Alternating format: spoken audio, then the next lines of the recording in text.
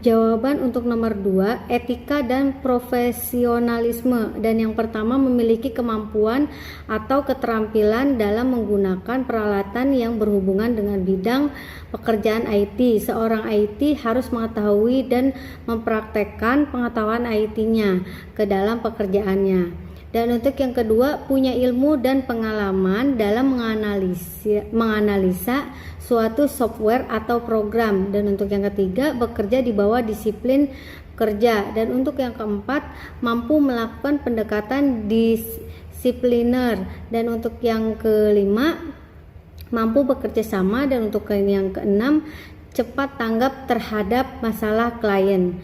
Dan usaha untuk meningkatkan kemampuan profesional di bidang teknologi dan informasi. Dan yang pertama, sertifikasi, kedua akreditasi, dan yang ketiga forum komunikasi, dan yang keempat etika profesi, penggunaan bakuan dari evaluasi moral terhadap masalah penting dalam kehidupan profesional. Untuk jawaban nomor 3, sistem informasi fungsional adalah sistem informasi yang memberikan informasi kepada kelompok atau orang pada bagian tertentu dalam sebuah perusahaan.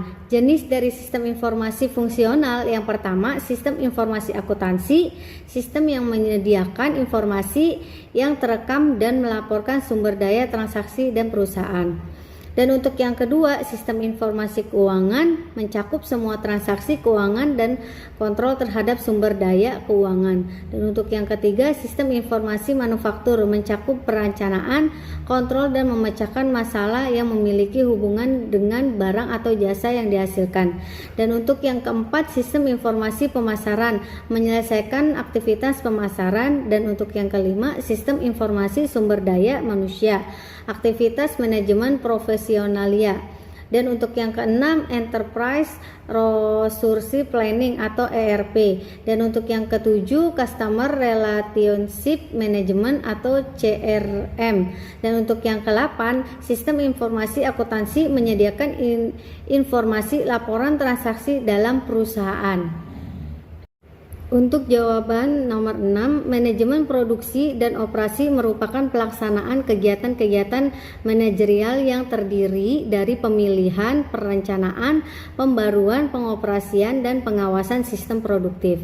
Terdapat 5 manajemen produksi dan operasi, yaitu yang pertama, pemilihan, keputusan strategik yang menyangkut pemilihan proses melalui berbagai barang atau jasa yang akan diproduksi atau disediakan. Dan untuk yang kedua, perancangan, keputusan-keputusan taktikal yang menyangkut kreasi metode-metode pelaksanaan suatu operasi produktif. Dan untuk yang ketiga, pengoperasian, keputusan-keputusan perencanaan tingkat keluaran jangka panjang atau dasar forecast permintaan, dan keputusan-keputusan scheduling pekerjaan dan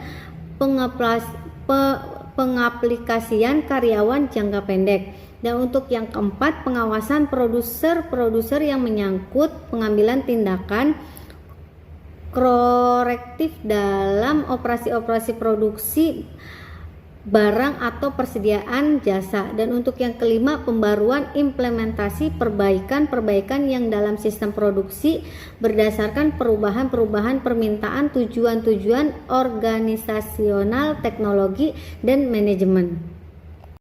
Jawaban untuk nomor 8, manfaat robot dalam dunia industri. Yang pertama, peningkatkan efisiensi, yang kedua, peningkatan akurasi, dan yang ketiga, mengurangi risiko pekerjaan manusia, dan yang keempat, peningkatan produktivitas, dan untuk yang kelima, fleksibilitas produksi, dan untuk yang keenam, peningkatan kualitas produk, dan untuk yang ketujuh, keselamatan pekerjaan, untuk yang ke-8, penghematan biaya, untuk yang ke-9, inovasi dan kompetitivitas, dan untuk yang ke-10, pengembangan teknologi.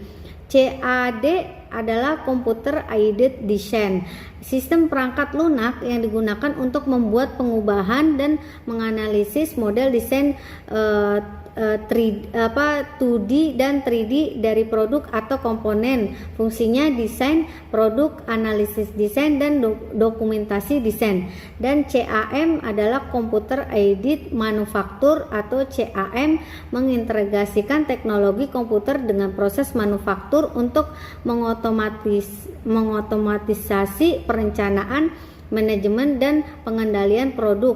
Fungsinya pemrograman mesin, simulasi produk, dan optimasi proses. Dan untuk untuk CIM atau Computer Integrated Manufacturing atau integrasi CAD dan CAM bersama dengan sistem informasi produksi, pengolahan informasi produksi, dan pemantauan produksi. Dan untuk CAD atau CAM dan CIM bekerja sama untuk meningkatkan efisiensi, akurasi, dan fleksibilitas di seluruh siklus hidup produk dengan merancang produk serta digital, memprogram mesin secara otomatis, dan mengintegrasi seluruh proses produksi. Perusahaan dapat mencapai efisiensi dan kualitas yang tinggi.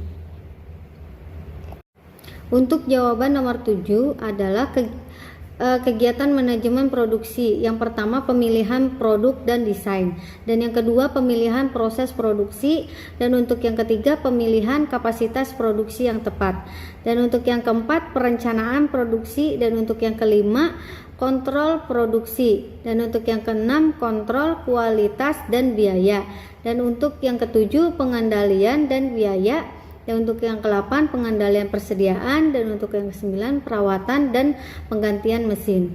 Dan untuk kegiatan operasi, merencanakan produksi.